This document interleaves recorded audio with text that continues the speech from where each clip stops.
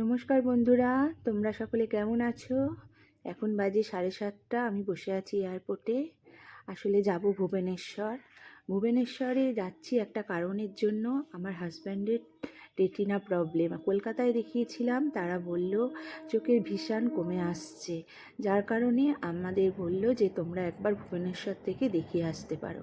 ভুবনেশ্বরে LV Prasad I হসপিটালে আমরা contact করি। এদিকে ফ্লাইটও লেট। আমাদের 11টার সময় অ্যাপয়েন্টমেন্ট করা আছে ডক্টর শিবরঞ্জন রামচন্দ্রনের সঙ্গে। মানে অ্যাড্রেসটা হচ্ছে পাটিয়া, ভুবনেশ্বর। তা আমরা যাব ওখানেই। আমরা একটু মনটা অন্যরকম নিয়ে বসে আছি, কি বলবে না বলবে।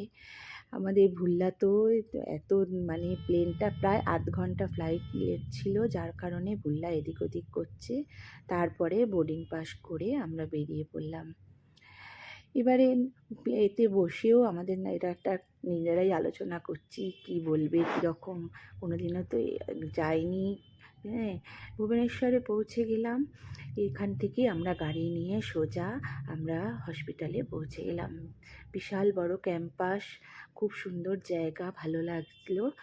এবার ভেতরে তো ছবি তুলতে দেবে না, তাই বাইরের ক্যাম্পাসটাই তোমাদেরকে দেখাই। আমরা 11টা 5-10-এর মধ্যে পৌঁছে গেছিলাম ভুবনেশ্বর থেকে। আর ওখানে গিয়ে আমাদের একজন আর কি দিয়ে দিল। তিনি আর কি সমস্তটা পরীক্ষা করার জন্য সমস্ত জায়গায় নিয়ে যাওয়া, পরীক্ষা করানো। 8,000 টাকা দিয়ে একটা টেস্ট হলো। তাতে দেখা গেল রেটিনায় জল জমেছে আর চোখে জল জমেছে। এবার কি করা হবে? ডাক্তারের সাথে দেখা করে জানা গেল যে ওখানে আমাদের মানে ইঞ্জেকশান দিয়ে জলটা বার করতে হবে। আর এটা শুধু 1-2 ইঞ্জেকশান নিলে হবে না, একদম সারা জীবন এটা নিয়ে যেতে হবে।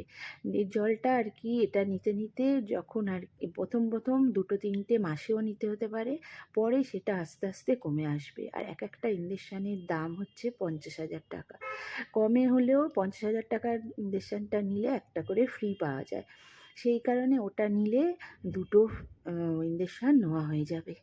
বলল এখানে এসে তোমাদেরকে না এনে এনে তো এখানে ইঞ্জেকশান নেওয়া যাবে না, তোমরা কলকাতায় গিয়ে দিশা আই হসপিটাল থেকে ইঞ্জেকশানগুলো নিয়ে নিতে পারো, তাতে কোনো অসুবিধা হবে না। নানান চিন্তা নিয়ে আবার আমরা ভুবনেশ্বরে হোটেল আমাদের বুকিং ছিল, সেখানে এসে উঠলাম। সারাদিন সেভাবে কিছু খাওয়া দাওয়া হয়নি, একটু রেস্ট নেবো।